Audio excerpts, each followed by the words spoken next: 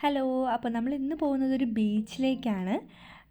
ടെൻബി എന്ന് പറയുന്നൊരു ബീച്ചിലേക്കാണ് പോകുന്നത്. ഇതും സൗത്ത് വെയിൽസിൻ്റെ ഒരു പാർട്ടായിട്ട് വരുന്ന ഭാഗമാണ്.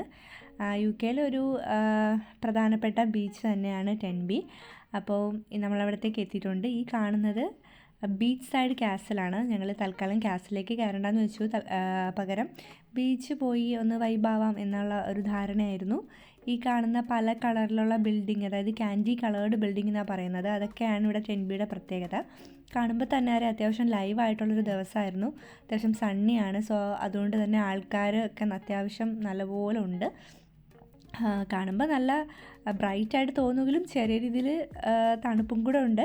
അപ്പോൾ ഇവിടെ പാർക്കിംഗ് കണ്ടുപിടിക്കുക കുറച്ച് ടഫായിരുന്നു. അങ്ങനെ ഞങ്ങൾ ഒരുവിധം പാർക്കിങ്ങിലേക്ക് എത്തിയിട്ടുണ്ട്. പാർക്കിങ്ങിൽ പോയി വണ്ടിയൊക്കെ പാർക്ക് ചെയ്തതിന് ശേഷം ഒരു ഐസ്ക്രീം കഴിച്ച് ബീച്ച് വൈബ് എൻജോയ് ചെയ്യാമെന്ന് വിചാരിച്ചു. അപ്പോൾ കുറേ ടൈപ്പ് ഓഫ് ഐസ്ക്രീംസ് ഒക്കെ ഉണ്ടായിരുന്നു. ബ്ലാക്ക് കോഫി ഫ്ലാറ്റ് വൈറ്റും അങ്ങനെ കുറേ സംഭവങ്ങളും ഉണ്ടായിരുന്നു. അങ്ങനെ ഓരോരുത്തരും അവരവർക്ക് ഇഷ്ടമുള്ള സാധനമൊക്കെ ഓർഡർ ചെയ്തിട്ട് പണ്ട് ഐസ്ക്രീം കടയിൽ വായി നോക്കി നിൽക്കുന്ന പോലെ നിൽക്കുകയാണ്. അപ്പം ഞാൻ ഈ ബ്രൗണി വിത്ത് ഐസ്ക്രീമാണ് പറഞ്ഞത്. പിന്നെ ഞങ്ങൾ ഐസ്ക്രീമായിട്ട് ഇവിടെ ഇരുന്ന് ഇതാണ് ബീച്ച്, ഇവിടെ ഇരുന്നിട്ട് വൈബ് ചെയ്ത് ഐസ്ക്രീമൊക്കെ കഴിച്ചു. എന്നിട്ട് താഴേക്ക് പോകാമെന്ന് വിചാരിച്ചു. ഈ പറഞ്ഞതുപോലെ കാണുമ്പോൾ അത്ര ബ്രൈറ്റ് ആണെങ്കിലും അത്യാവശ്യം തണുപ്പുണ്ടായിരുന്നു. അങ്ങനെ താഴേക്ക് പൊയ്ക്കൊണ്ടിരിക്കുകയാണ്. അത്യാവശ്യം ക്ലീൻ ആയിട്ടുള്ള ഒരു ബീച്ചാണെന്ന് പറയേണ്ടി വരും. ലൈക്ക് നമ്മളിപ്പം നാട്ടിലേക്കിപ്പം നമ്മൾ വർക്കല ക്ലിഫിലൊക്കെ പോകുമ്പോൾ ഇതിനെക്കാട്ടും ബ്യൂട്ടിഫുള്ളാണ് ബീച്ച്. പക്ഷേ ഇതിനെന്തോ ഒരു ഭയങ്കര അവർ നല്ല നീറ്റായിട്ടാണ് സൂക്ഷിച്ചിരിക്കുന്നത്. അതുകൊണ്ട് തന്നെ ഒരുപാട് പേർക്ക് മണലിൽ കളിക്കാനും കാര്യങ്ങളൊക്കെ പറ്റും. അങ്ങനെ അഞ്ജുവും ശ്രീയൊക്കെ മലമുകളിൽ നിന്ന് താഴോട്ട് ഇറങ്ങി വരുവാണ്. ഇതാണ് ഇതിന് ചുറ്റപ്പെട്ട് കിടക്കുന്നത്. ഒരു ക്ലിഫ് പോലെ തന്നെയാണ് കേട്ടോ ഇത്. അപ്പോൾ ഞങ്ങൾ എന്തായാലും താഴെ എത്തിയപ്പോൾ ഇഷ്ടം പോലെ പിള്ളേരൊക്കെ മണലിൽ കളിക്കാൻ ഞാൻ പറഞ്ഞതുപോലെ നല്ല ക്ലീൻ ആയിട്ടുള്ള മണ്ണാണ്. സോ നമുക്കും അവിടെ ചെന്നപ്പോഴത്തേക്കും നമ്മുടെ എല്ലാവരുടെയും ഉള്ളിൽ കുട്ടിത്തം പുറത്തേക്ക് വന്നു. അപ്പോൾ ഞങ്ങളും കുറച്ച് നേരം എന്നാലും മണലിൽ കളിക്കാമെന്ന് വിചാരിച്ചു. എനിക്ക് തോന്നുന്നു ചെറുതായിരിക്കുമ്പോൾ നമ്മളെയൊക്കെ വീട്ടിൽ നമ്മളെ ഒന്നും സമ്മതിക്കത്തില്ലല്ലോ മണ്ണിൽ കളിക്കാൻ വേണ്ടിയിട്ട്. അപ്പോൾ ഞങ്ങളതങ്ങോട്ട് കോമ്പൻസേറ്റ് ചെയ്തു. ശരിക്കും എല്ലാവരും അവരവർക്ക് ഇഷ്ടമുള്ള കാസിലും മണ്ണ് വെച്ച് ഓരോ രൂപങ്ങളൊക്കെ ഉണ്ടാക്കാൻ നോക്കി.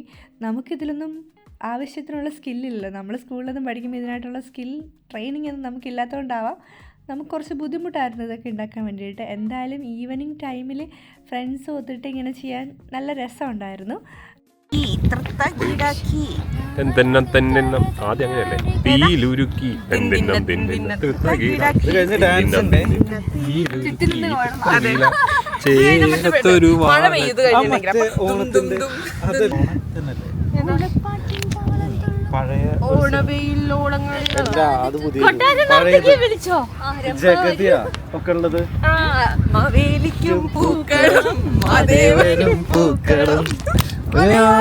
അത് കളിക്കണം.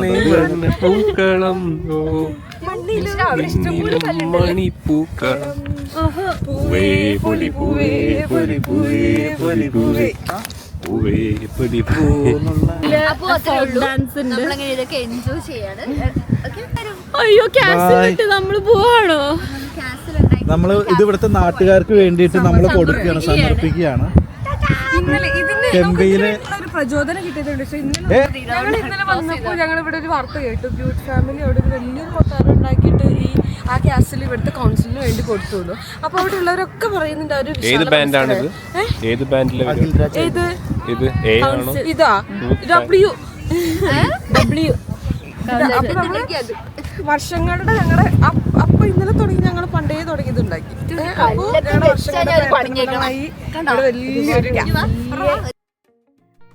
അപ്പോൾ അതൊക്കെയാണ് നമ്മുടെ ടെൻബി ബീച്ചിലുള്ള വിശേഷങ്ങൾ. നമ്മൾ മാക്സിമം ബീച്ച് വൈബെല്ലാം നല്ലതുപോലെ എൻജോയ് ചെയ്തു. ഓക്കെ, അപ്പോൾ അത്രയേ ഉള്ളൂ. ബൈ.